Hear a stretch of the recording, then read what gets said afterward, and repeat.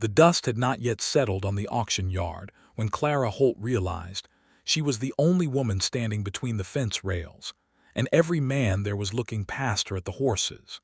It was the autumn of 1882, and the sun over Dusty Creek, Texas, was the color of hammered copper, low and mean and throwing long shadows across the corral where 12 horses stood in varying states of patience.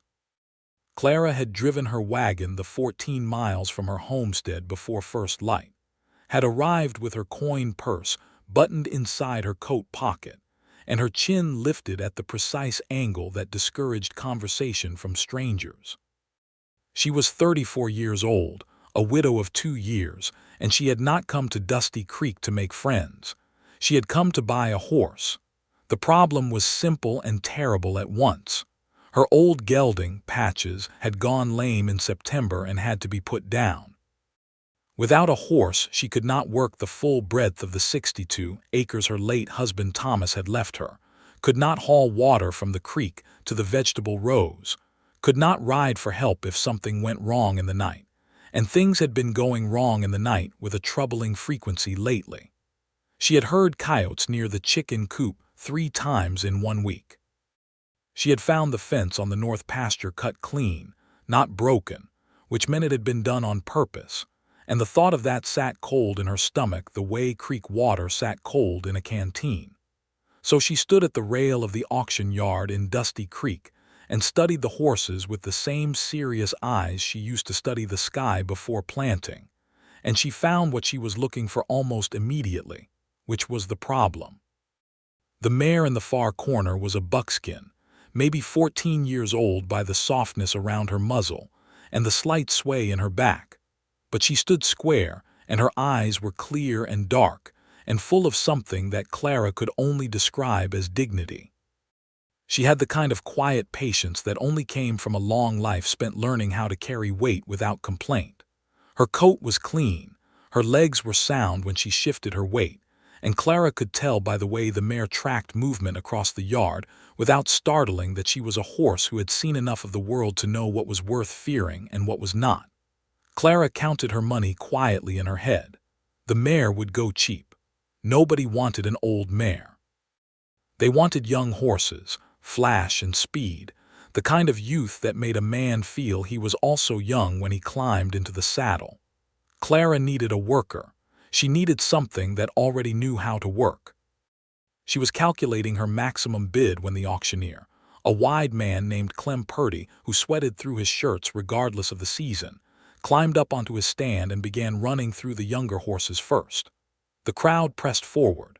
Men in dusty hats and sun-cracked boots leaned against the rails and called out numbers with the lazy confidence of men who knew they were in their element.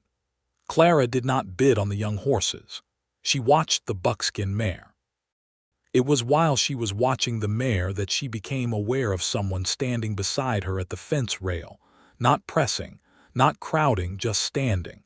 She did not look over. She was accustomed to men who thought her presence at an auction yard required an explanation, and she had no patience for those conversations today. "That one," said a voice beside her, low and thoughtful, the way a man speaks when he is talking mostly to himself. She looked over despite herself. He was tall, though he would not have called himself that. He had the build of a man who had been working outdoors since he was old enough to hold a tool, wide across the shoulders and narrow through the middle, with hands that rested on the top fence rail like they'd been resting on fence rails their whole lives. His hat was dark brown and old, the kind of hat that had a history. His jaw carried 2 days of dark stubble, and his eyes, when she caught them for just a moment, were a color she could not immediately name, something between gray and green, the color of sage after rain. He was looking at the buckskin mare. "She is the oldest one here," Clara said, because some impulse she did not fully understand made her want to test him. "I can see that," he said. "Nobody picks the oldest mare," she said. He turned then and looked at her directly for the first time, and the corner of his mouth lifted in a slow, unhurried smile. "I always do," he said. Clara Holt had not been made speechless by a man in a very long time. Clem Purdy reached the buckskin mare in the order of things, and it was exactly as Clara had predicted. The crowd thinned its interest. A few men looked, found nothing to excite them, looked away. The bidding started low and moved slow, like a river in a dry year, and Clara and the tall stranger bid against each other with a kind of steady politeness that might have been comical if either of them had been in a mood to find it so. She went to $8. He went to $9. She went to 10. He paused. He turned and looked at her with those rain-sage eyes and said, "You planning to work her or sell her?" "Work her," Clara said. "I have a homestead 14 miles out. She will be a working horse." He was quiet for a moment, studying her, and she held his gaze with the practiced steadiness of a woman who had learned that looking away first cost you more than you might expect. "She is yours," he said, and he stepped back from the rail and did not bid again. Clara bought the buckskin mare for $10.25, which was the final bid because there was no one else interested. She stood at the gate while Clem Purdy wrote the bill of sale and felt the strange, warm discomfort of someone having done her a kindness she had not asked for. She turned to find him, the tall man with the rain-sage eyes, because she owed him at least a word of acknowledgement. But the auction yard was full of moving bodies and noise, and he was simply gone, like smoke when the wind shifts. She named the mare Rosie, which she knew was a plain name but felt exactly right. Rosie walked beside her wagon on a lead rope with the even-gaited patience of a horse who had decided, after one look at Clara, that this was a person worth following. Clara drove back toward her homestead with the copper sun dropping ahead of her, and the warm weight of Rosie's presence at the wagon's side, and the memory of a stranger's smile sitting in the back of her mind like a coal that has not yet gone cold. She thought about him for 2 days, which annoyed her considerably. His name was James Calloway, and he appeared on a Thursday. She had been splitting wood behind the barn, the kind of work that emptied the mind and filled the arms with a satisfying burn, when she heard a horse in the lane. She set the axe down and came around the corner of the barn with her sleeves rolled up and her hair coming loose from its braid, and there he was, sitting easy in his saddle on a dark roan gelding, his old brown hat pushed back slightly as he looked around her property with an expression of calm assessment. He saw her and straightened. "Mrs. Holt," she stared at him. "How do you know my name?" "Clem Purdy talks," he said, which was true enough. Clem Purdy was the single greatest source of local information in 4 counties. I asked him who bought the mare. He paused. "I am James Calloway. I was passing through Dusty Creek when I came to the auction." "You were passing through," she repeated, with the particular tone that women on isolated homesteads use when they are establishing whether a stranger is the dangerous kind. "I was," he said, "but I heard in town that you have been having some trouble out here. Cut fences, that sort of thing." He looked toward the north pasture with a kind of professional calm. "I am a ranch hand by trade. I have also done some fence work. I thought I would ride out and offer my services." Clara looked at him for a long moment. The October air was cool and smelled of dried grass and the faint green bite of the creek. Rosie was in the small paddock to the side of the barn, and she had turned to watch James Calloway's roan gelding with her ears forward and her nostrils wide, which Clara took as a reasonable endorsement. "I cannot pay much," Clara said. "I am not asking for much," he said. "Board and meals if you have them. The work for a few weeks, maybe." "A few weeks," she said. "Or longer if there is need," he said. She studied him the way she had studied the buckskin mare in the auction yard, looking for soundness, for the quality that could not be faked over the long span of honest work. There was something about the way he sat his horse, unhurried but fully present, that reminded her of Rosie's particular dignity. "There is a tack room in the barn," she said. "You can sleep there. I will not have a man in the house." "That is perfectly reasonable," he said without the faintest hint of offense. "Breakfast is at 5:30, dinner at noon, supper at 7. You miss the bell, you feed yourself." "Understood. And you do not touch anything on this property without asking first," she said. "Not a fence post, not a tool, not a single thing. This is my land and my decisions, and I am not looking for a man to take them over." He nodded slowly, and the respect in that nod was genuine, she could tell. "Yes, ma'am," he said. "My name is Clara," she said. "Not ma'am." That small smile again, the one that did something inconvenient to the steadiness she was trying so hard to maintain. "Clara," he said. He was up before 5:30 the next morning. She discovered this when she came out to draw water from the well and found that it had already been done, the bucket sitting full and covered on the back step with a clean cloth over the top to keep the dust out. She stood looking at it for a moment, then went inside and added another egg to the pan without quite deciding why. He was good at the work.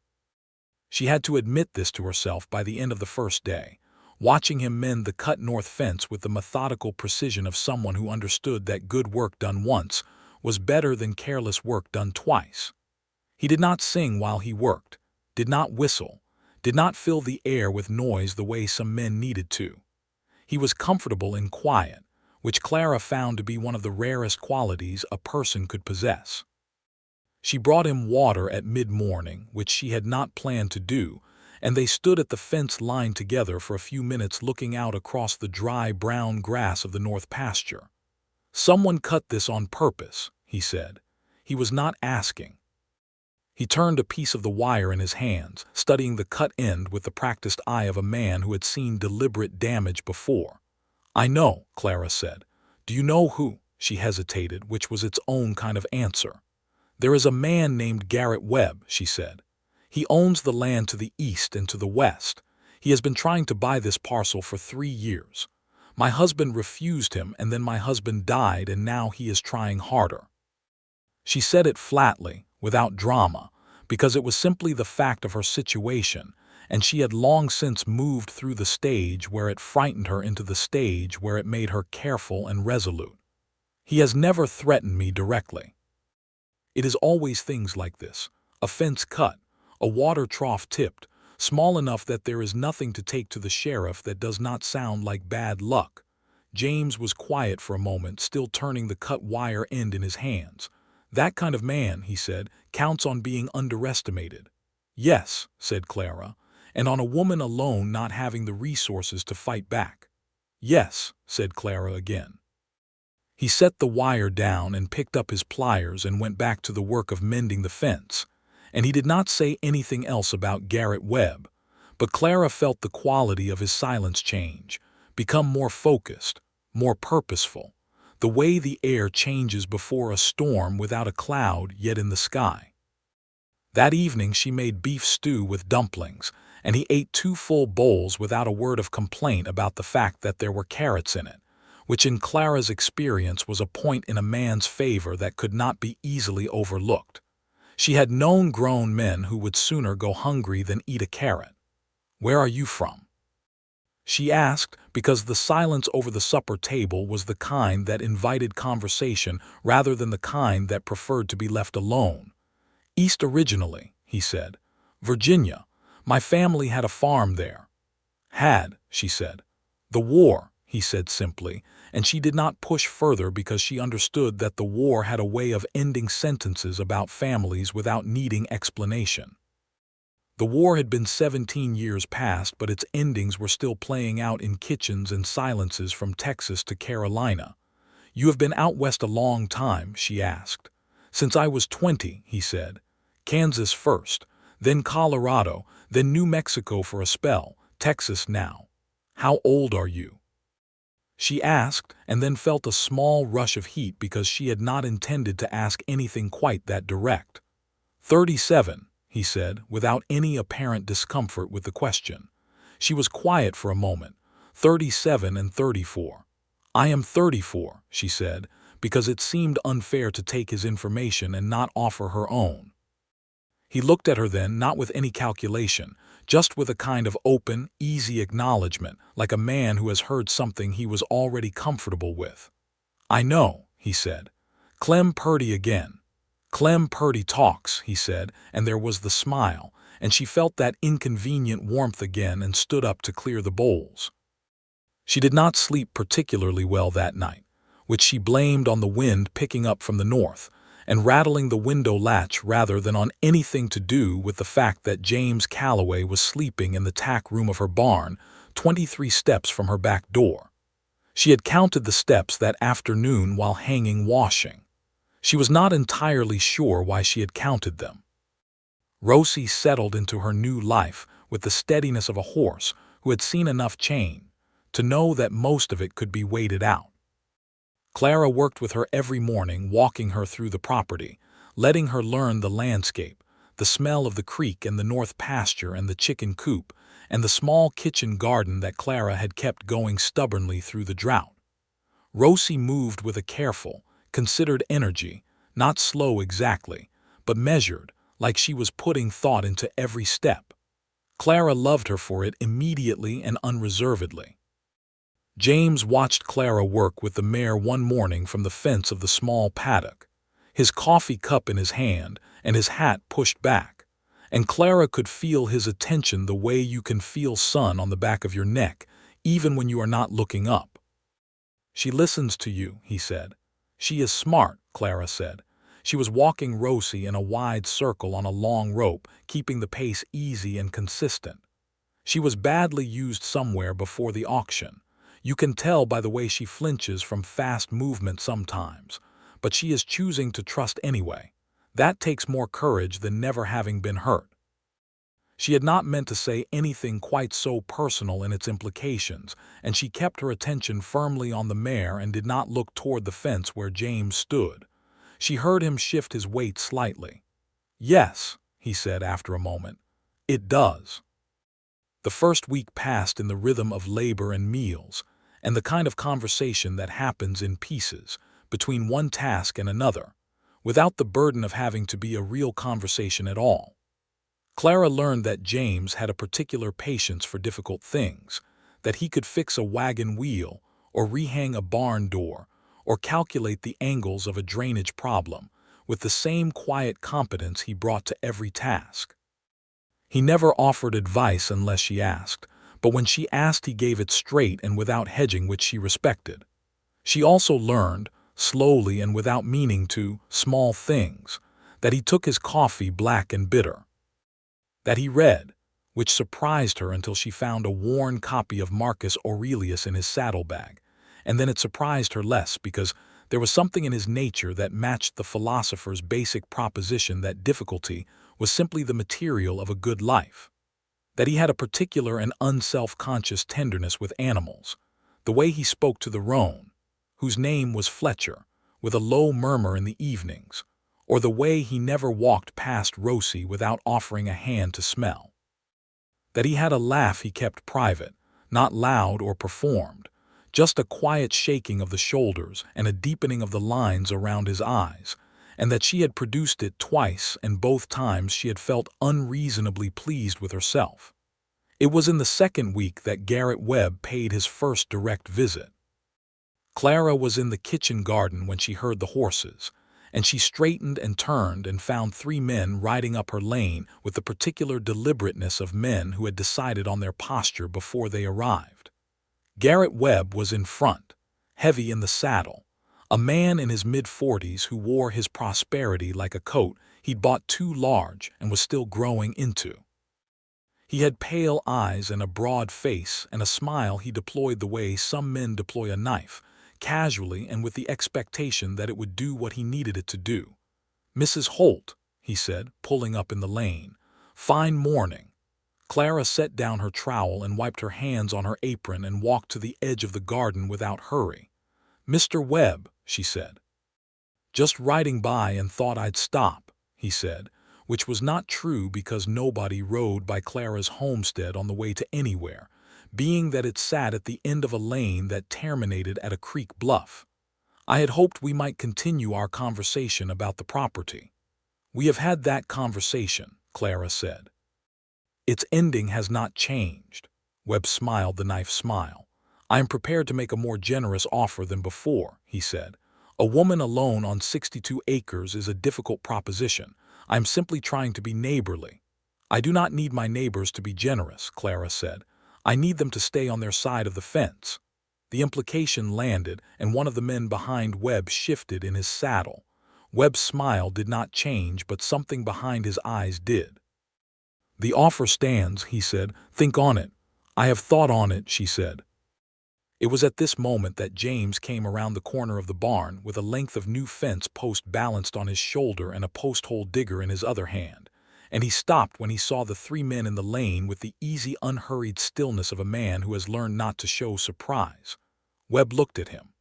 "I did not know you had a hand," he said to Clara, and there was something new in his voice now, a reassessment happening in real time.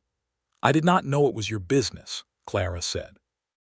Webb looked at James for a moment longer, and James looked back at him with the mild, level gaze of a man who finds nothing particularly threatening in the current situation and is content to let that communicate itself. Webb pulled his horse around after a moment. "Good day, Mrs. Holt," he said, and rode out, and his two men rode behind him. When they were gone, Clara let out a breath that she had been holding more tightly than she had realized. James set the fence post down against the barn wall and came to stand near her without crowding her.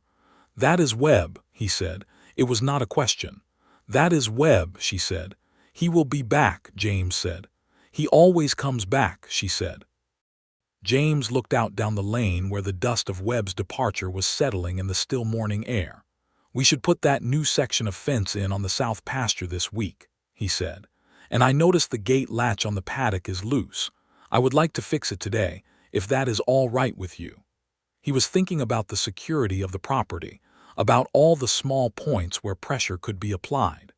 Clara felt the warmth of being understood without needing to explain. "That is all right with me," she said. The third week brought rain, the real kind, not the thin, reluctant drizzle that sometimes passed over in the evenings, but a full 2 days of steady gray rain that turned the lane to mud and kept them both largely confined to the barn and the house respectively. And this was where things began to shift in ways that Clara was no longer fully able to pretend were not happening. She brought supper to the barn on the second evening of rain because the mud between the house and the barn was ankle deep, and it seemed unreasonable to make him wade through it twice when she could carry the food once. She ducked under the barn eave with the covered pot in her arms and found him sitting on an upturned crate in the warm lantern light, reading his Marcus Aurelius and listening to the rain on the roof with the expression of a man who is not unhappy.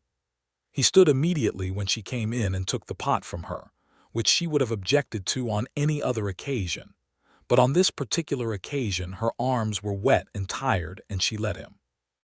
They ate on upturned crates across from each other with the horses behind them, Rosie and Fletcher standing companionably in adjacent stalls, and the rain kept its steady conversation with the roof, and the whole world outside the barn had reduced itself to the warm circle of lantern light. "Tell me about your husband," James said, and then immediately added, "only if you want to." She considered for a moment. "Thomas was a good man," she said. "Steady. Not romantic, not given to poetry or sentiment, but steady in the way that a good man is steady. He built this place himself, and he was proud of it." She paused. "He got sick in the winter of 1880. It was fast. He was gone before the spring." "I am sorry," James said, and meant it, she could tell. "I was devastated," she said, "and then I was frightened, and then I was angry, and then I decided to stay because it was his dream and it had become mine too, and I was not going to let Garrett Webb have it." She said it plainly. "That is where I am." James nodded slowly, looking at her with the same quality of attention he gave to fence mending and horse reading, full and unhurried. "What about you?" she said. "Have you been married?" "No," he said. "Why not?" He was quiet for a moment, turning his coffee cup in his hands. "I have been moving a long time," he said. "I never seem to stop long enough in any one place. And now," she said, which was more question than she had intended. The rain fell on the roof. Fletcher shifted in his stall. The lantern light moved in a faint draft. "I am not particularly in a hurry to move," James said, and he looked at her over the coffee cup with those rain-sage eyes, and Clara felt something loosen in her chest that she had been holding tight for a long time, something she had been telling herself was just the grief of being alone, but which was, she could now admit, Also the particular loneliness of wanting someone to look at her, the way James Calloway was looking at her right now. She looked back at him for a long, still moment, and then she picked up her empty bowl and stood up and said, "Good night, James," in a voice that was perfectly steady. "Good night, Clara," he said. She walked back through the ankle-deep mud to the house and stood at the kitchen window with her hand flat on the cold glass and watched the rain fall on the dark shape of the barn, and said out loud to no one, "Oh, this is going to be a difficulty." But it did not feel like a difficulty. It felt, despite everything she had told herself about being practical and sensible and sufficient unto herself, exactly like the opposite of a difficulty. It felt like possibility. She did not act on it. She was 34 years old, and she had learned that the gap between a feeling and its expression was a space worth inhabiting for a while, a space where you could test the quality of a feeling against the light of ordinary days and see whether it was the real thing or just the loneliness pretending to be something better. So she watched. She watched the way he was with Rosie, how he would speak to the old mare in the evenings, not in the cooing tone some men used with horses, but in a tone of genuine address, as though the horse was a person whose thoughts merited consideration. She watched the way he ate his food without complaint, whether it was good or plain, which she varied deliberately, some evenings making the best of what she had and some evenings making just enough.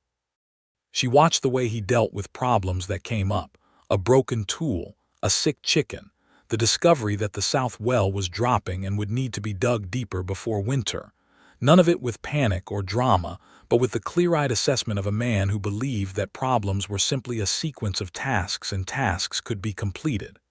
She watched the way he behaved with her, which was the most important watching. He did not diminish her in small ways. He did not talk over her. When she made decisions about the property, he implemented them without adding his own revisions unless she asked. When she was wrong, he said so directly but not unkindly, and twice she had been wrong and twice she had appreciated the directness. He asked questions that showed he had been listening to her, the kind of questions that only follow real attention. He watched her too, and she knew it, and she allowed it.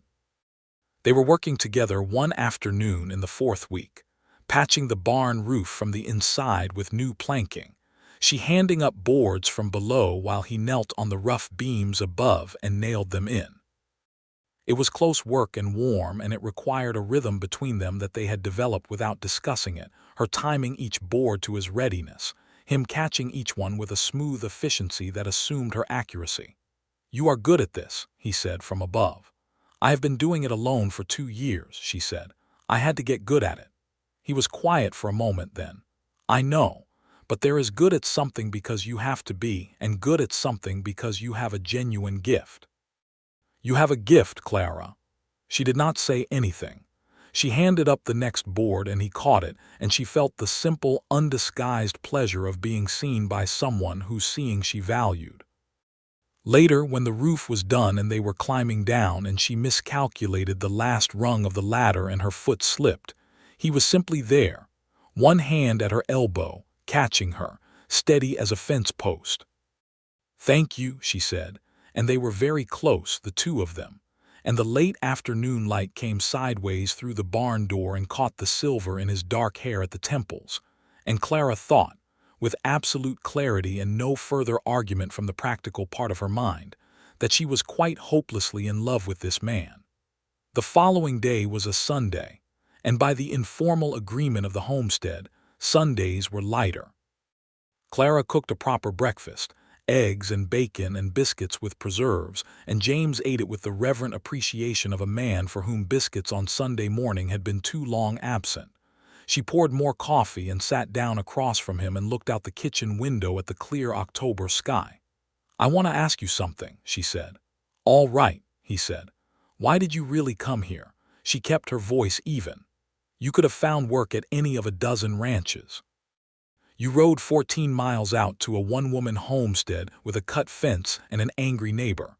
Why?" He set his coffee down and looked at her with the full directness she had come to expect from him. "Because I saw you at the auction yard," he said. standing at the rail, watching the mare the way you were watching her.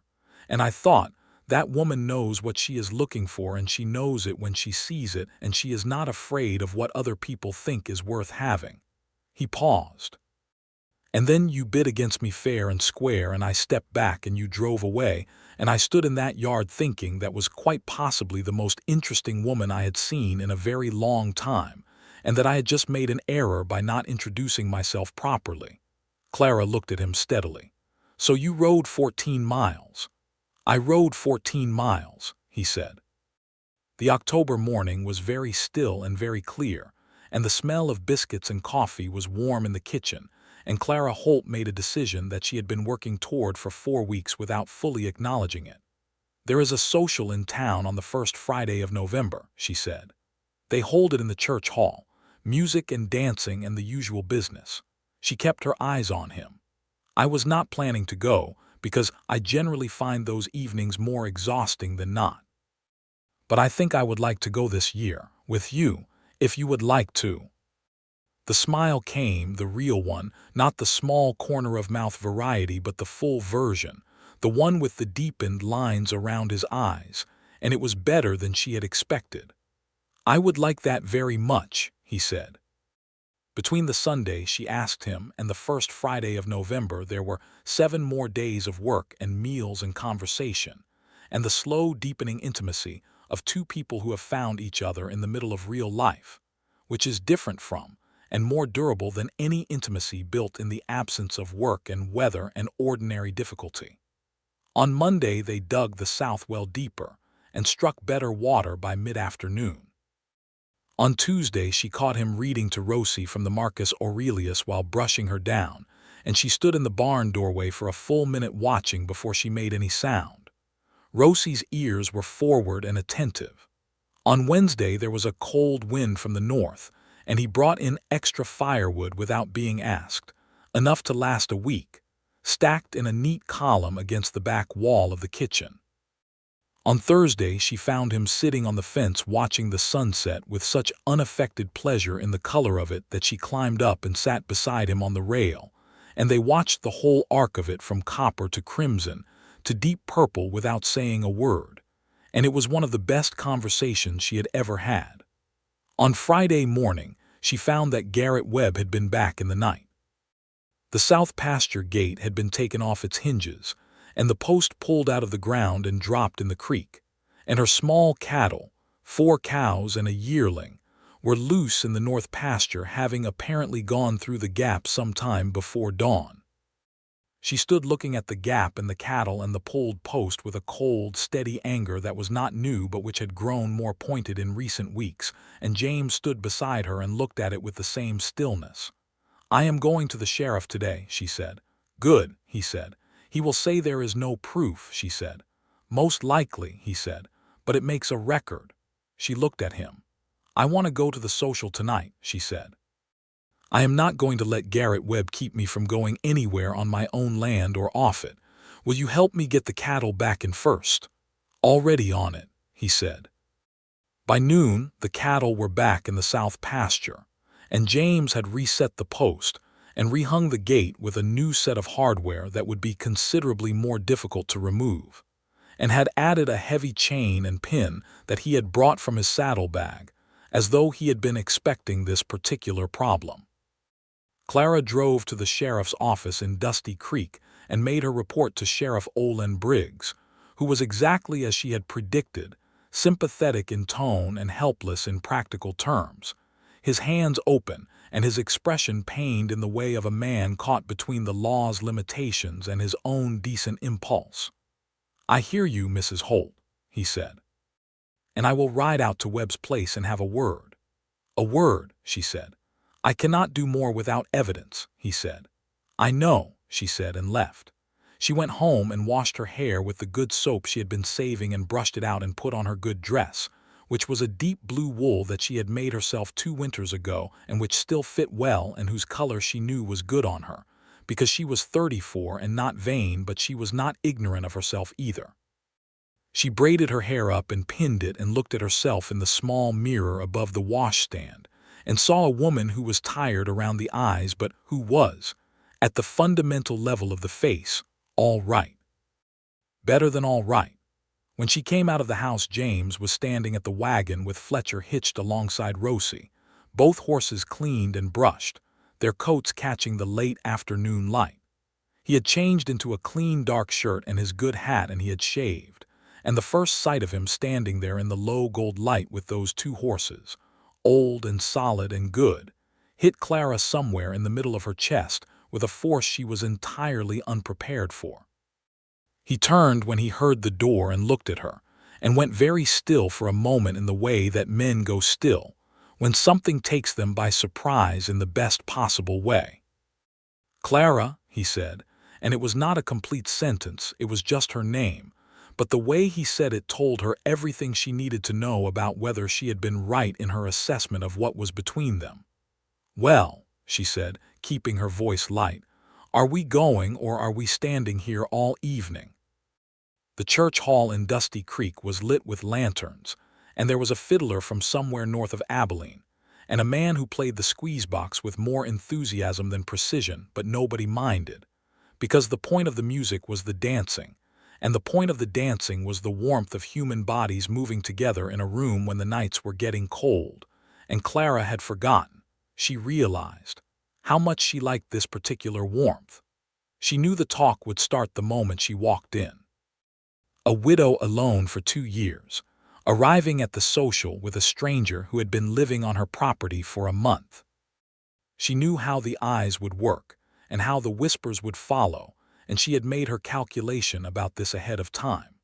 She walked in with her chin at the angle that discouraged commentary, and James walked beside her with the easy confidence of a man who has never particularly cared what rooms thought about him. And between the two of them, the whispers were largely diffused by the sheer unconcerned quality of their arrival. Sadie Turner, who was Clara's closest friend and nearest neighbor within a reasonable definition of near, being only 7 miles away, came across the room with a plate of cookies and eyes like a cat watching a canary. "Clara Holt," she said. "Who is this?" "Sadie, this is James Calloway. James, this is Sadie Turner." "Ma'am," said James with a gravity that was just barely concealing amusement. "He is handsome," Sadie said to Clara in a tone that was not quite a whisper, and Clara closed her eyes briefly and said, "I know that, Sadie." "She knows," Sadie said to James, delighted. "I had gathered as much," James said, and Clara turned to look at him with an expression of dignified reproach, which made him do the shoulder-shaking quiet laugh, which made Sadie look between them with the satisfied expression of a woman who has seen exactly what she hoped to see. The dancing began, and James asked her with a small formal half-bow that was partly serious and partly an acknowledgment of the slight absurdity of formality in a church hall in Texas, and Clara took his offered hand and they went onto the floor. He was a good dancer, which she had not expected and which she found immediately delightful. Not theatrical, not showing off, but solid and confident, with the same economy of movement he brought to everything, enough and no more, but the enough was very good. She was a good dancer too, and they discovered this about each other in the first 30 seconds of the first reel, and then the next hour was simply joyful, which was not a word Clara had used in application to herself in a considerable time.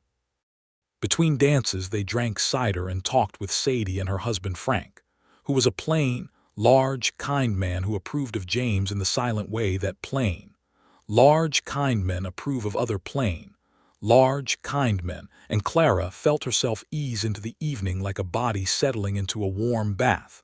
The tension of the last weeks, the fences and the cattle and Garrett Webb's pale, calculating eyes, going somewhere temporarily lower. On the third dance the fiddler slowed to something more deliberate, and James put his hand at her waist with a formality that was also, beneath the formality, very much the opposite of formal, and Clara put her hand on his shoulder, and they danced close and slow in the lantern light with the room moving around them, and it was, she thought, the nearest thing to happiness she had felt since before Thomas died, and possibly in some ways more than that, because this was happiness that was also newly possible. happiness that had not yet been tested, happiness that was still in the process of becoming itself. "James," she said quietly. "Yes," he said. "I am very glad you came to the auction yard," she said. His hand at her waist tightened slightly, just slightly. "So am I," he said. They drove home under a sky full of stars, wrapped in their coats against the November cold, the two horses moving together in the easy rhythm of horses who have decided to get along, and the night was quiet around them in the particular way that nights in Texas are quiet, full of distant coyote song and the creak of the wagon and the smell of cold grass and stars. "Are you warm enough?" he asked. "I am fine," she said. And then a moment later, because it was cold and because she was done pretending that proximity was not what she wanted, she shifted slightly on the wagon seat, and he lifted his arm without hesitation, and she settled against his side, and he wrapped his coat around her shoulder, and they rode the last 7 miles home under the stars without saying anything more, which was, as conversations go, one of the most complete she had ever had. At the homestead he helped her down from the wagon, and they stood for a moment in the cold dark, and the horses stood patiently beside them, and James looked at her in the starlight with a directness that she met in kind. "Clara," he said. "Yes," she said. "I would like to court you," he said, "properly, with your permission."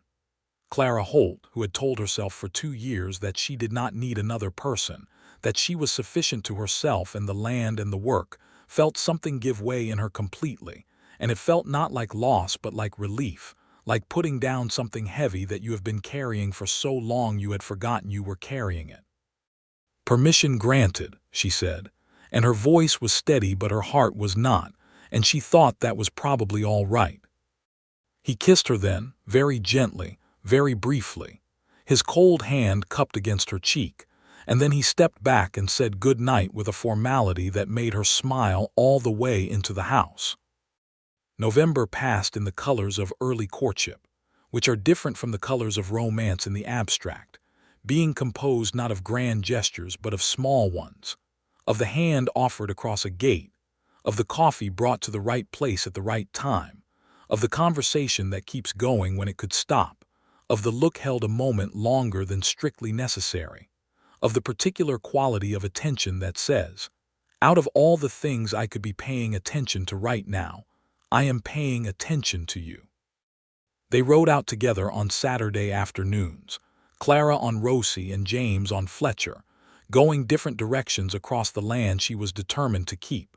And she showed him everything, the best pasture and the worst, the place at the South Bluff where you could see for 20 miles on a clear day, the creek's deep bend where a stand of cottonwoods turned gold in October and silver in winter. He listened and looked with the respectful attention of a man who understood that a woman showing you her land is showing you something essential about herself. And Clara felt, for the first time since Thomas died, that the land was not just a thing to be defended, but a thing to be shared. The Garrett Webb situation resolved itself in an unexpected way at the beginning of December. Webb came to the property again, this time alone, which was unusual, and he came in the morning when Clara was alone at the house, and James was working at the far end of the south pasture. Clara watched him ride up the lane from the kitchen window, and she did not go outside but waited for him to come to the door, which he did. She opened it before he could knock. Webb looked at her with his knife smile, and she looked back at him with 34 years of accumulated patience, and the particular calm of a woman who has made up her mind about every important thing. "I want to make you a final offer," he said. "I am not interested in any offer," she said. "You should be," he said, and now the smile was gone and there was something blunter beneath it, "because I intend to make this property very uncomfortable for you. You have been doing that for 2 years," she said. "I am still here." "You have been lucky," he said. "I am careful," she said. "There is a difference, and I want to be clear with you, Mr. Webb. What you have been doing to my property is vandalism. I have made a report to the sheriff. I will make another report to the county commissioner and to the district land office in Austin. I have kept records, dates, details, the cost of every damaged item. A woman alone on 62 acres is easy to underestimate. I have found that to be, over time, other people's problem rather than mine." Webb stared at her for a long moment, and the calculation behind his pale eyes was almost visible, running a new set of numbers, a new assessment. "Good day, Mr. Webb," she said, and closed the door. She stood in the kitchen with her back against the door and her heart going fast and proud, and when she heard his horse move out of the lane, she went to the window and watched him go. She had meant every word she said. But she also knew that the letter to the district land office in Austin was something she had not yet written, and she went to the kitchen table immediately and got out her writing paper and wrote it that afternoon, 2 careful pages documenting everything, every incident, every date, every dollar of damage, signed Clara Holt, sole proprietor, and addressed to the district land commissioner. She showed the letter to James that evening, pushing it across the supper table for him to read, and he read it in full and looked up. "This is good," he said. "This is very good, Clara." "I should have done it months ago," she said. "You did it now," he said. "That is what matters." She mailed it in Dusty Creek the following Monday. The reply, when it came 3 weeks later, was gratifyingly formal. The commissioner's office would look into the matter. If evidence of deliberate interference with a legal homestead claim was found, there were significant legal consequences available under the relevant statutes. The letter was signed by a deputy commissioner, and it used language that was dry and bureaucratic, and was the most beautiful thing Clara had read in years. She read it aloud to James at the breakfast table, and when she finished, he raised his coffee cup in a small solemn toast, and she touched her cup to his, and they drank coffee together in the December morning light, and Clara felt, for the first time in 2 years, that she was genuinely safe. Webb did not come back. She did not imagine he was gone forever. Men like Webb did not go forever. But the investigation from the land office had cost him something, some calculation of risk versus return, and he had apparently decided, at least for now, that Clara Holt's 62 acres were more trouble than they were worth. It was not justice exactly, she knew that. It was deterrence, which was what you got most of the time from the law in 1882 in Texas, and she had learned to accept it.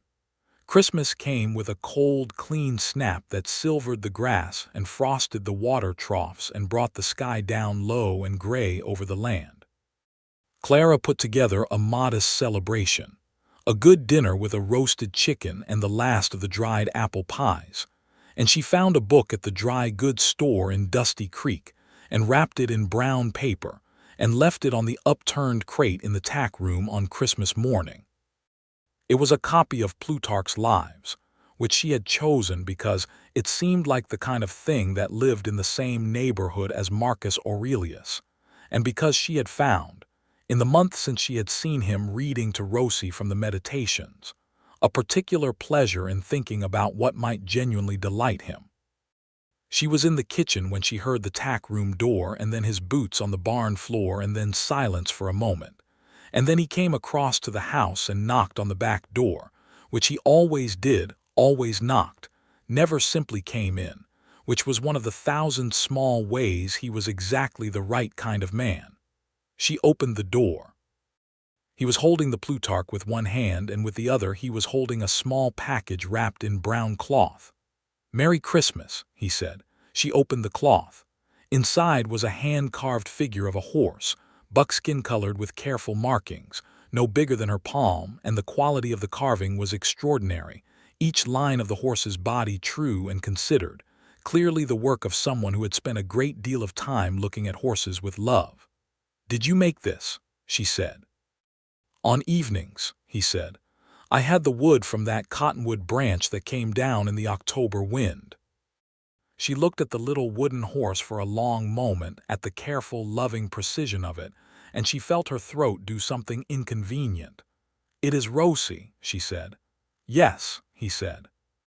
She looked up at him, this man who had ridden 14 miles on an impulse that had changed her life, who had read philosophy to an old mare, who had mended her fences and drunk her coffee and learned her land and carved her a small wooden horse in the evenings, and she thought with absolute clarity that she was going to ask him to stay.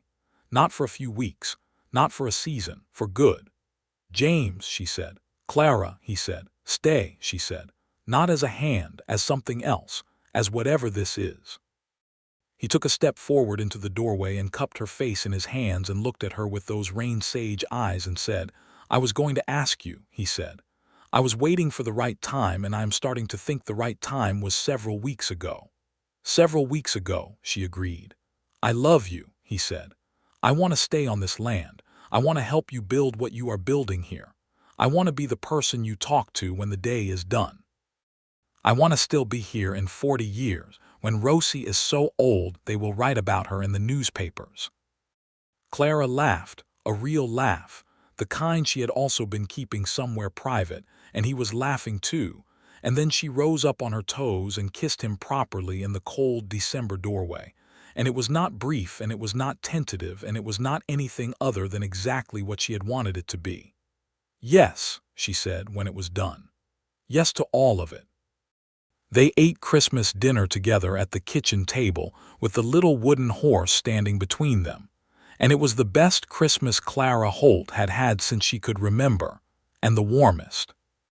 He proposed formally in January, which Clara had expected and still found completely undone her, because expecting a thing and having it happen are two genuinely different events, and she had not fully anticipated the way the actual moment would feel. He did it simply, no theatrical kneeling, just the two of them standing at the paddock fence at dusk watching Rosie and Fletcher stand companionably in the last orange light, and he took her hand and held it and said, Clara, will you marry me? In a voice that was perfectly steady and which she could hear, under the steadiness, was everything but. Yes, she said, and she turned and looked at him and found his eyes were bright in the dusk light, and she put her arms around him and held on and felt the solid warmth of him, the realness of him, the 2 years of cold solitude, and before that the grief, all of it giving way to this moment at the paddock fence with the old mare watching them in the golden January dusk.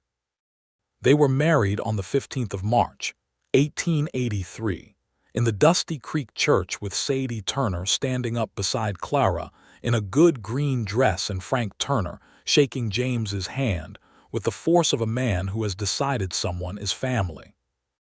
The preacher was a small, precise man named Reverend Hollis, who performed the ceremony with a quiet seriousness that suited them both.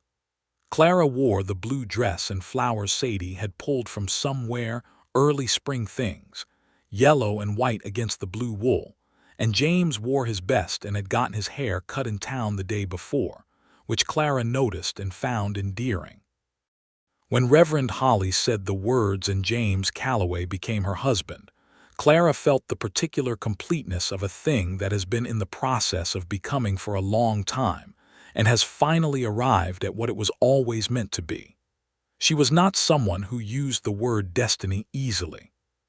She believed in work and choice and the accumulated consequence of deliberate action.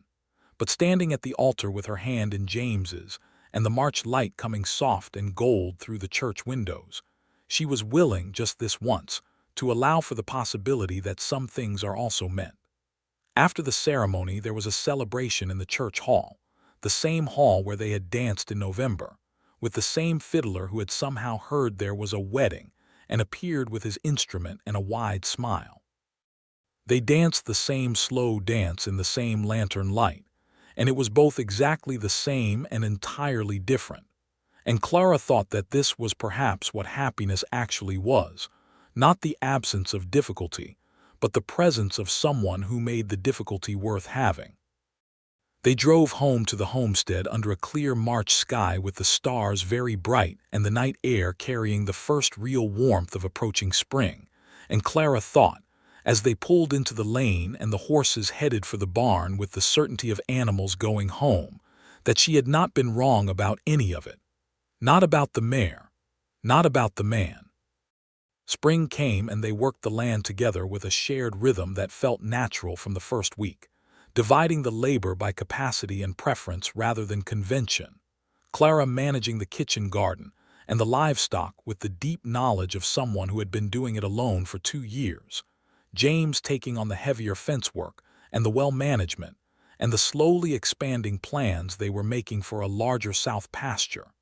He was not just a worker. He was a partner in the full sense, bringing ideas and questions and a practical intelligence to everything, and they argued sometimes, genuinely disagreed, and worked through it with a directness that Clara valued because it meant neither of them was being managed or managed the other. Rosie went from working horse to something else gradually and entirely naturally. She was still sound and capable, but she was old. And as the spring deepened into summer and the summer into a second autumn on the homestead with James, Rosie became less of a working animal and more of a presence, moving between the paddock and the barn with her slow, dignified gait, keeping Fletcher company, coming to the fence when Clara called her with an eagerness that was not about work, but about connection. Clara brought her apples from the kitchen barrel, and Rosie ate them with the complete satisfaction of a horse who has made good decisions about which humans to trust. In the early summer, Clara began to understand that she was expecting a child. She told James on an evening when the day's work was done, and the sky outside the kitchen window was going from orange to deep blue, and the supper was on the table, and the small wooden horse was still on the shelf above the stove where she had put it in December. "James," she said. He looked up from the plate he was setting down. "We are going to have a child," she said. He went very still for a moment, and then he came around the table and held her, and she felt his breathing change against her hair, felt him take in a long, slow breath, and let it out with something in it that was more emotion than she had words for. "Clara," he said, and that was all, just her name again, in the voice that was not a complete sentence and did not need to be. "Are you all right?" she said, though she could feel the answer. "I am better than all right," he said. "I am better than I have ever been."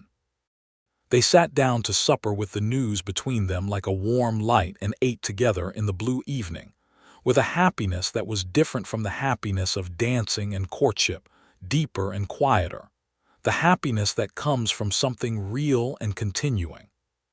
The pregnancy was not easy in its early months, Clara wrestling with a persistent morning sickness that she treated with the determined practicality she brought to every difficulty, getting up and doing what needed doing regardless, because the chickens and the cattle and the garden did not have their needs suspended on her account. James managed more of the heavier work without comment, simply absorbed it, and brought her ginger tea in the mornings with the same quiet competence he brought to everything. He had apparently consulted with the doctor in Dusty Creek on one of his supply runs, and had come back with specific recommendations and a book on the subject, which he had left on the kitchen table with a matter-of-factness that Clara found tremendously moving. By autumn the sickness had passed, and she felt strong in the way that pregnant women can feel strong in their middle months, the body committed to its purpose with a totality that was almost clarifying. She and James worked through the fall harvest together, storing the garden produce and bringing in the hay and making the 100 preparations that a homestead needed before winter. And in the evenings, they talked about names and plans and the practical question of whether they needed to expand the house, which they had started talking about in the spring, and now had much more immediate urgency.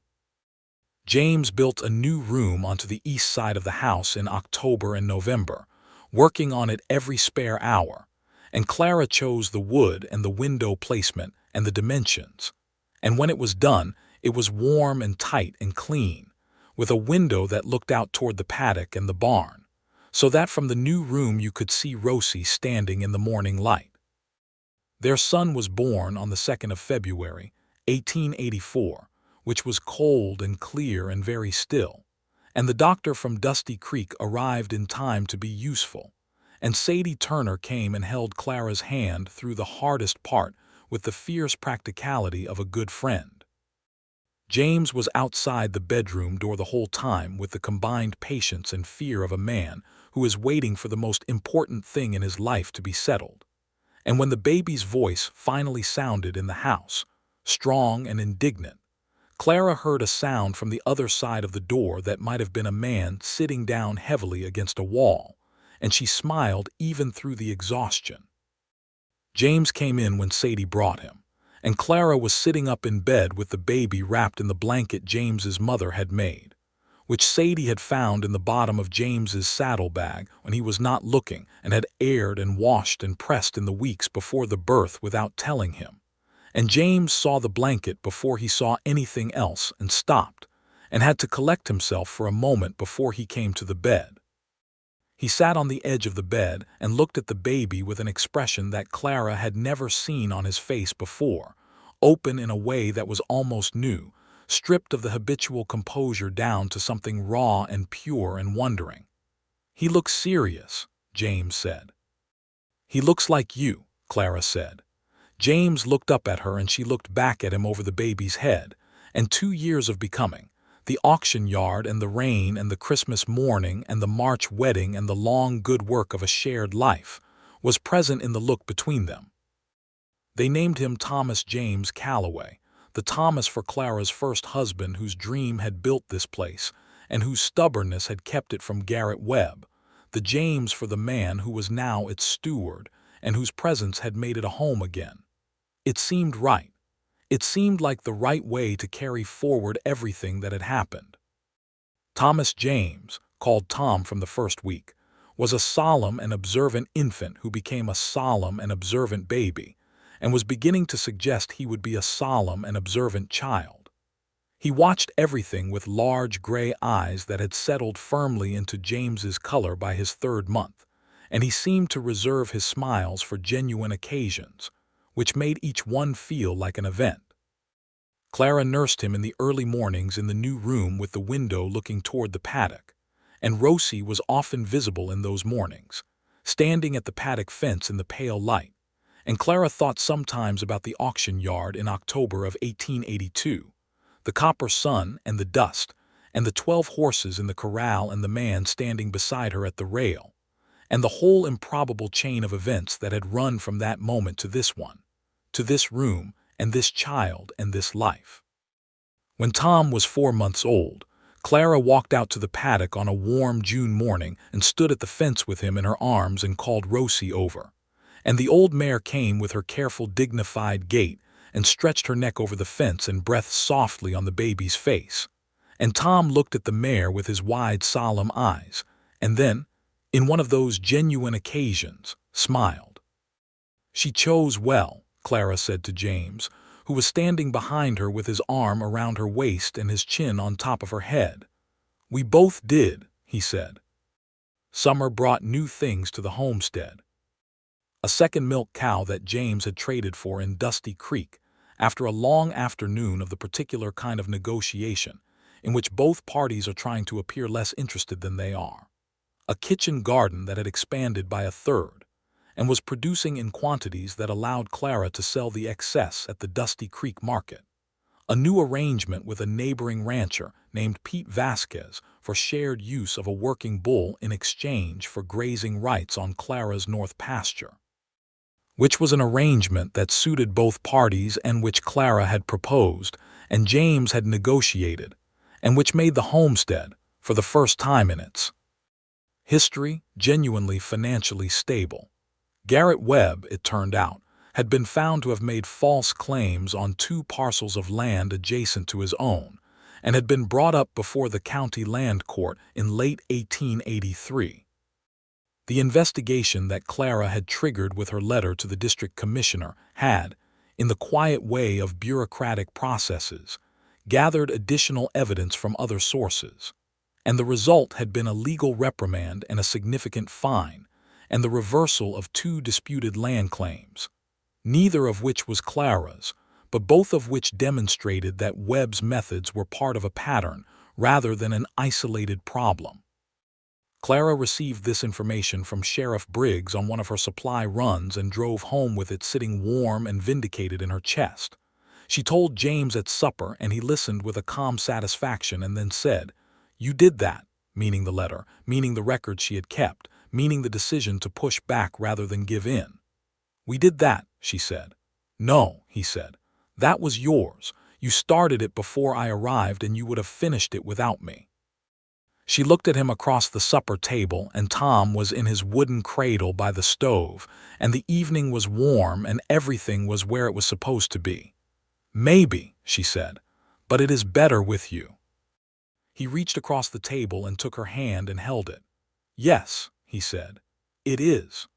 The following spring Clara was expecting again, and this pregnancy was gentler in its early months than the first, or perhaps she was more experienced in the management of it, knowing better what her body needed and less inclined to argue with it. She and Sadie Turner had become closer in the intervening years. The 7 miles between their homesteads traveled back and forth regularly by wagon, their friendship deepening from the comfortable shared experience of two women navigating the particular challenges of life on the frontier with more humor than complaint. Sadie had been trying to start a proper school for the children of the area for 2 years, and in the fall of 1884 she finally succeeded, establishing a small schoolroom in the back of the Dusty Creek dry goods store with the permission of its owner, Mr. Elias Greer, who was Sadie's father-in-law, and who apparently found it very difficult to say no to Sadie Turner when she had made up her mind. Clara helped with the organization and supplied the initial stock of writing slates and chalk, and James built 4 sturdy desks from the cottonwood along the creek, which he donated without making anything of it, and which Sadie received with tears that she immediately dismissed as a reaction to the sawdust. The second child, a boy again, was born in December of 1884, vigorous and loud and dramatically different from his solemn older brother, filling the house with a presence that was entirely his own from his first hour. They named him William Fletcher Calloway, the Fletcher for James's Roan, who was getting old now himself and who had earned the honor, and who seemed to accept it with his characteristic equanimity when James told him. Tom, not quite 2 years old, regarded his new brother with the careful scientific interest he brought to everything, and eventually determined that he approved of him, which was expressed by sitting very close to the baby's cradle for long periods and occasionally patting the blanket. "He is going to be a good brother," Clara said. "He is going to be a serious, watchful big brother who makes the younger one feel slightly monitored," James said. Clara laughed. "Like you," she said. "Possibly," he said, which was as close to acknowledging a character trait as he generally got. The homestead in the winter of 1884 going into 1885 was a different place from the isolated, threatened property Clara had been defending alone when she walked into that auction yard in October of 1882. It was not grand. It was 62 acres of Texas grassland with a house and a barn and a paddock and a kitchen garden and a creek and 4 cows, and a growing number of chickens and 2 working horses, and 1 old buckskin mare who no longer worked, but who still earned her keep in the economy of the heart. But it was full, in the way that a place becomes full when the people in it are genuinely where they are supposed to be. James had added a workbench to the barn and made things in the evenings by lamplight, not just carving, though he still did that, but furniture and tools and the practical, beautiful objects of daily life that a homestead needs, and that were better for being made by someone who cared about them. The house was full of his work in small ways: a shelf here, a chair there, the rocking chair he had made for Clara when Tom was expected that she had used through 2 pregnancies, and which she loved so specifically that she had told him she intended to be buried in it, which made him laugh every time. Rosie lived through the winter of 1884 with the same patient dignity she had always carried, moving a little more slowly, resting more in the afternoons, but eating well and drinking well and coming to the fence when called with the loyal consistency of an animal who has found her place. Clara brought her apples and talked to her in the mornings, and James read to her still, and Tom patted her nose with a solemn 2-year-old gravity that seemed to please the mare considerably. In the spring of 1885, the homestead expanded again, deliberately this time, when James and Pete Vasquez worked out a partnership arrangement that allowed them to run a shared cattle operation on the combined north pastures of both properties. A practical and financially sound enterprise that James had been quietly working toward for over a year. Clara was part of every conversation and every decision, her name on the partnership agreement beside James's, which was not entirely standard, but which she had simply put there, and which Pete Vasquez had signed without comment because Pete Vasquez was a practical man who had worked with Clara Holt long enough to know that the practical arrangement included her, or it did not work.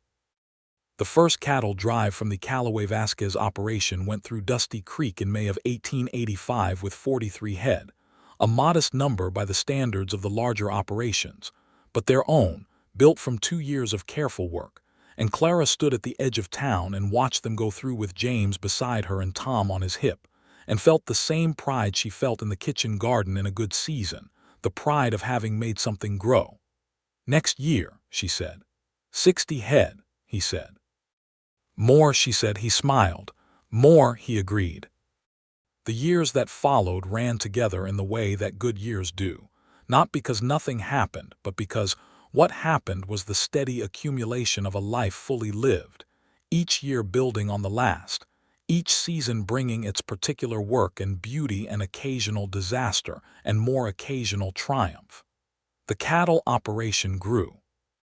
The school in Dusty Creek, with Sadie's implacable persistence and Clara's regular practical support, eventually moved into its own building, a one-room schoolhouse built by a dozen men from the surrounding homesteads in a 3-day effort in the fall of 1886, James among them, who built the roof, while Pete Vasquez built the floor and Frank Turner built the door, and Mr. Elias Greer stood on the sidelines and supervised with the authority of a man who has contributed the lumber and considers that his fair share.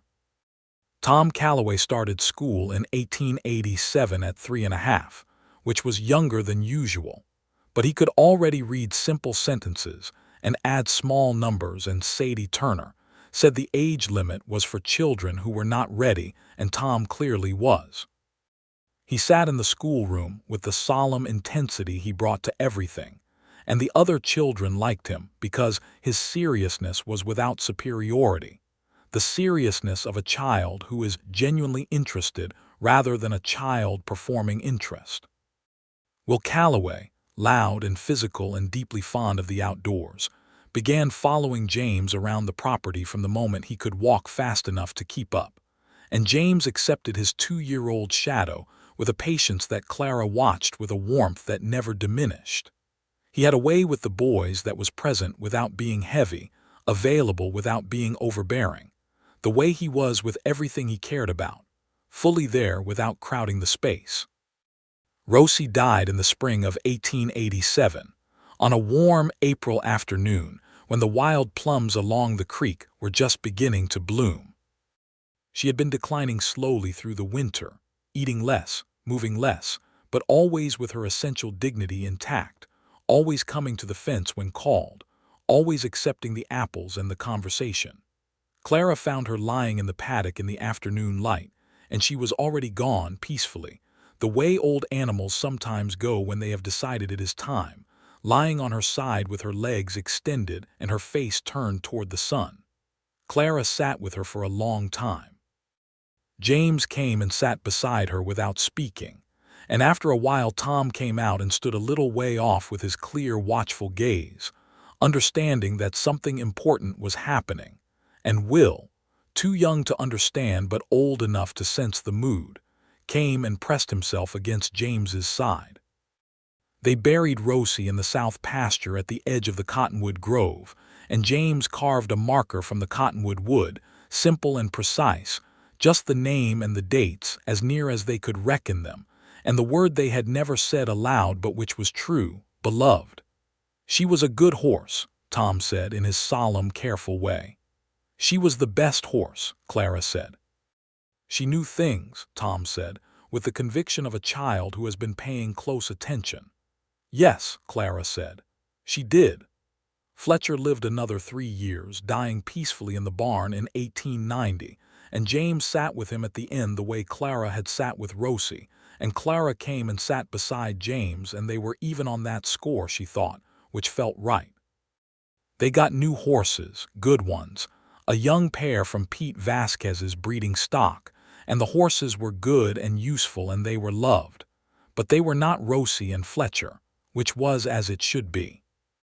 Some things leave a specific shape in the air when they are gone, and you do not fill that shape. You just carry it forward with you as part of what the place has been. The years kept building. In 1888, Clara was expecting a third child, which arrived in January of 1889 as a girl, the first girl, brown-eyed and fierce-tempered and utterly certain of her own importance from the first hour. They named her Alina after James's mother, shortened immediately to Ellie, and she grew up knowing exactly what she wanted in a way that both her parents recognized with a private amusement and admiration, because it was very much her mother's trait. Ellie Calloway, at 2 years old, appointed herself the primary authority on the homestead's 3 cats. At 3, she could identify every bird that visited the kitchen garden by sight and sound. At 4, she was riding a small pony with the natural ease of someone born to it, which she had not been, but which she had simply decided she was going to do and then done. "Where does she get this?" James said one evening, watching Ellie negotiate the terms of her bedtime with a diplomatic precision that outmatched most of the adults she would ever encounter. "Absolute mystery," Clara said, not looking up from the mending. The homestead at the turn of the decade was a property of genuine substance, 62 acres with strong fences, and a sound house with 4 rooms now, and a covered porch that James had added in 1887 from which you could see the south pasture and the cottonwoods, and on a clear day the beginning of the hills. The cattle partnership with Pete Vasquez was running 120 head in a good year. The kitchen garden produced more than the family needed, and Clara had been selling to the Dusty Creek dry goods store and the hotel for 3 years, which was not a fortune but was independence in the specific way that her own earned income was independent, money that was hers by her own work. She and James had a way of being together by now that was made of 10 years of shared days, a way of moving around each other in the kitchen and the barn and the pasture that was as practiced and particular as the way seasoned dancers move together, each knowing where the other will be, each able to anticipate without thought. They still talked, really talked, in the evenings when the children were asleep and the day's work was done, and these conversations still went where they needed to go without pretense, still had the quality of 2 people genuinely interested in each other's minds. They still danced, too. There was still a social in Dusty Creek every year, and the fiddler was different now, the original fiddler having retired to somewhere north of Abilene. But the dances were the same, and Clara and James still danced the slow one in the lantern light with the particular quality of attention they had always brought to it. On an evening in October of 1892, exactly 10 years from the month of the auction yard and the buckskin mare and the first morning in a different life, they were sitting on the covered porch in the last of the daylight, James in his good chair and Clara in the rocking chair he had made for her a decade ago.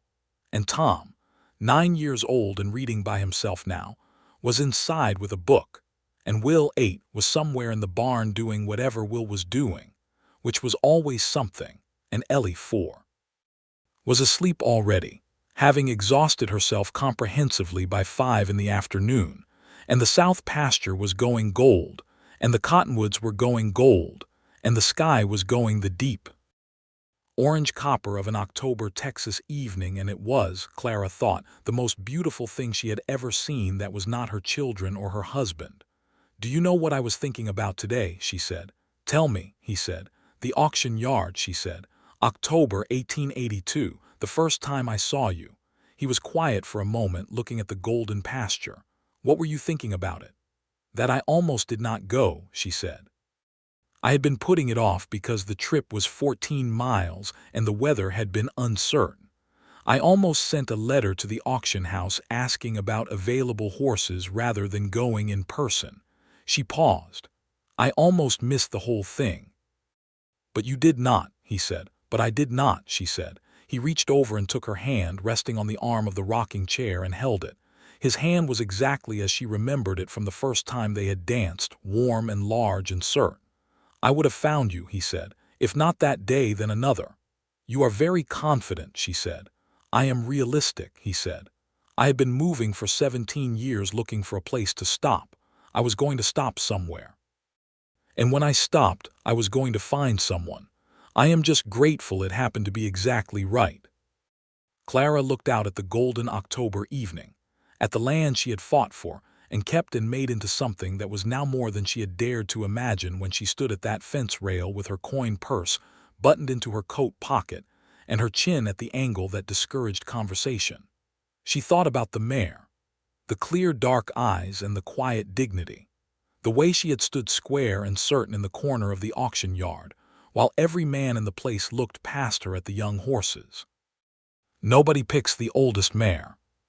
She looked at her husband's profile in the last of the October light, the gray that had deepened in his hair at the temples, the lines around his eyes that were the record of 10 years of outdoor work and genuine laughter, the man who had stepped back from the rail at an auction yard and given her the horse she needed, and then ridden 14 miles on an impulse that had become her entire life.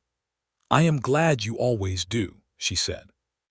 He turned and looked at her with those rain-sage eyes, and the smile was there, the real one, the one she had been seeing for 10 years now and which had not lost a single degree of its warmth.